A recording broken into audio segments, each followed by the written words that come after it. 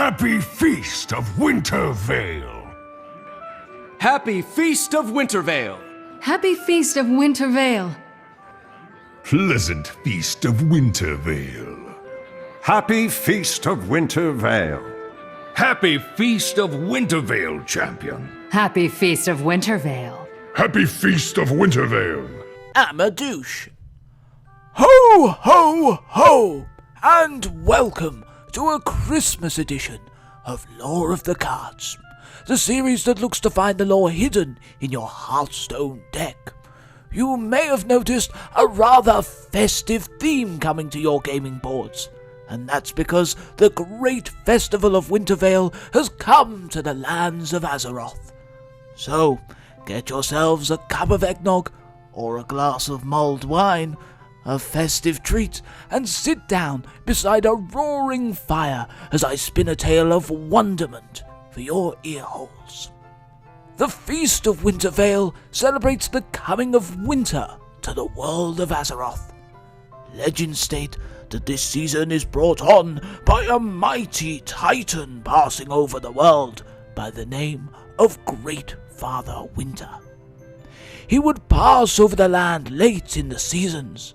Upon this majestic giant's back was his billowing cloak, winter itself. As the Greatfather traversed the land, a blanket of snow would be left in his wake, casting a wintry veil to settle over the land. The festivities marking this event celebrate the snow, giving the land time for rebirth and renewal.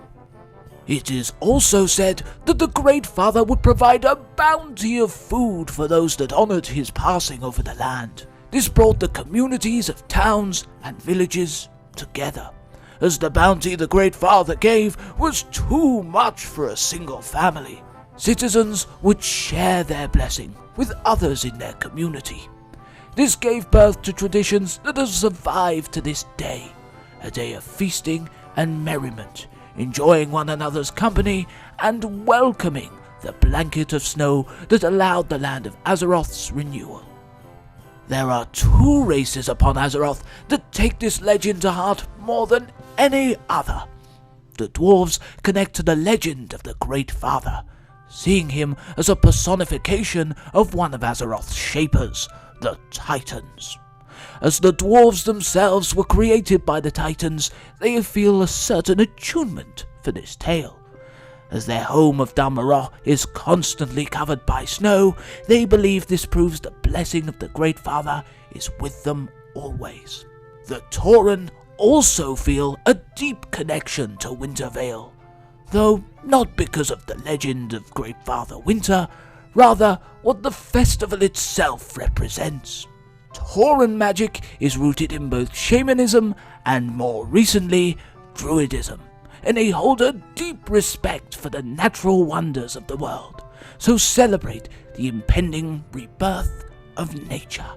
Like the new life of Azeroth, the Tauren only recently founded their new home in the lands of Mulkor, so they use the celebration to also give thanks for this new birth as well. While other races have also adopted the celebration of Wintervale, some do not honour the legend and see it as just an opportunity for feasting and gift-giving, still honouring the others in their community. In fact, all races of the Horde and Alliance celebrate this festive time of year in very similar ways. In recent times, the celebration of Wintervale has become much more commercialized. The goblin business Smokywood Pastures now dominates the season, selling all sorts of wondrous gifts and festive treats. The Copperpidge family sell Smokywood goods to the Horde, and the Jingle Pocket family to the Alliance. The goblins have also put their own spin on the Greatfather Winter story. Instead of a titanic bringer of the winter season, the Greatfather is now a kindly old dwarf or orc. One known as Greatfather Winter and the other as Greatfather Winter. Did you not hear the difference? It's rather obvious, really. Here, let me say it again. Greatfather Winter and Greatfather Winter. Here, let me spell it out. Greatfather Winter, and Greatfather Winter. These kindly old gents now bring presents to everyone during the festivities of Winter Vale.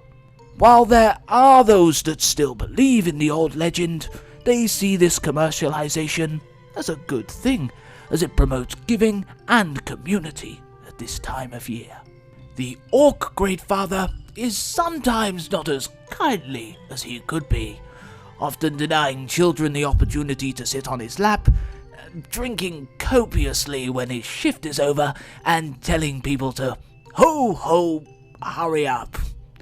He may be impatient, but his heart is in the right place.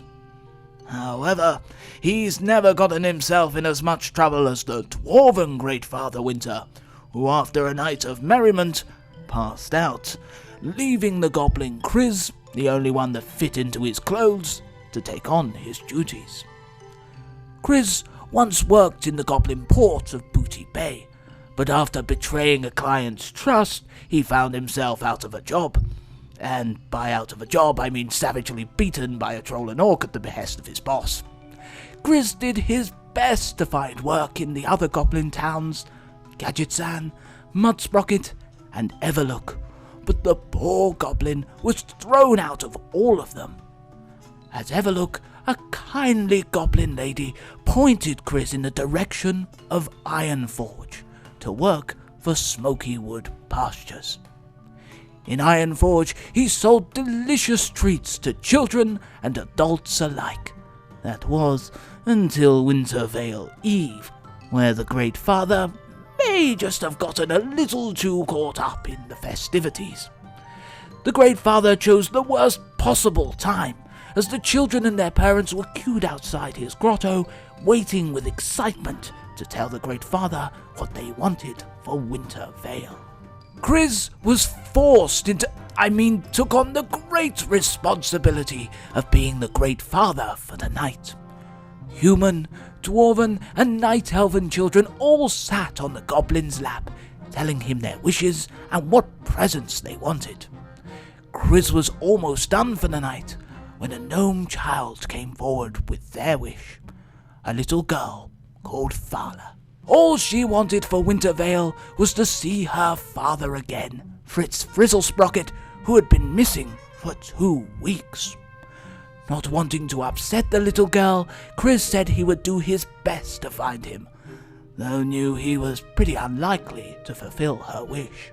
As Kriz was clocking off for the night, a dwarf approached him. The other Greatfather hired was clearly involved with some shady dealings. Not knowing what the dwarf was on about, Kriz played along. The dwarf told Kriz that the tinker was almost done with a special toy and would be waiting for Kriz at the Dunmarroch airfield just before midnight. When the dwarf left, Kriz turned round to see Thala, who told Kriz she'd seen the dwarf the night her daddy disappeared, assuming the goblin was chatting with him to find out where Fizzlesprocket had gone. A realization suddenly dawned on Kriz. He asked Thala if her father was an inventor, a tinker. When Thala said yes, Kriz whisked her away. They were going to save her daddy. With help from the reindeer Metzen and a little magical dust to help the beast fly, the two arrived at the airfield. A giant, metal, festive Goliath stood in the middle of the airfield, and Thala recognized her father, surrounded by armed guards. Unarmed, Kriz leapt to save Fizzlesprocket, beating up all the dwarves with his bare fists, except for a few of them, which Thala made fly away with magical dust. Fizzlesprocket told Kriz that dark iron dwarves had constructed the giant for a nefarious purpose, and that year's Greatfather Winter was in on the scheme. The robot would be piloted into Ironforge by the Greatfather Winter to collect all the presents under the Ironforge tree to distribute them to the good boys and girls.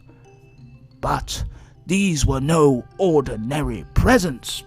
In the nights leading up to this, the Dark Irons had raided the Museum of the Explorers League and the Ironforge Treasury. they hid these extremely valuable artifacts amongst the presents, and no one would have been any the wiser if not for Chris's heroics. As Chris wandered off to find more work, he confided in medicine.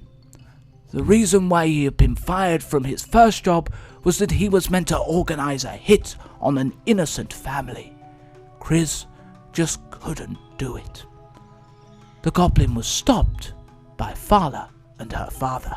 His kindness had restored their faith in the spirit of Wintervale, and they would be honored if Chris joined them at their Wintervale Eve feast.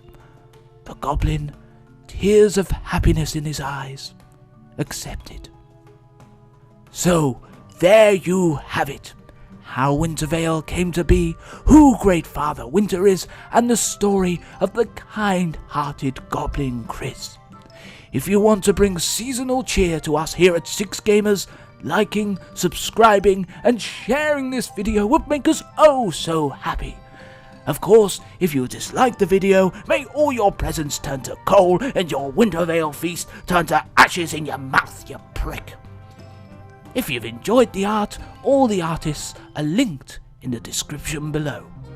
Till next time, guys, I really hope you have a great Christmas. Happy Hearthstoning, and I'll see you next time for more Lore of the Cards.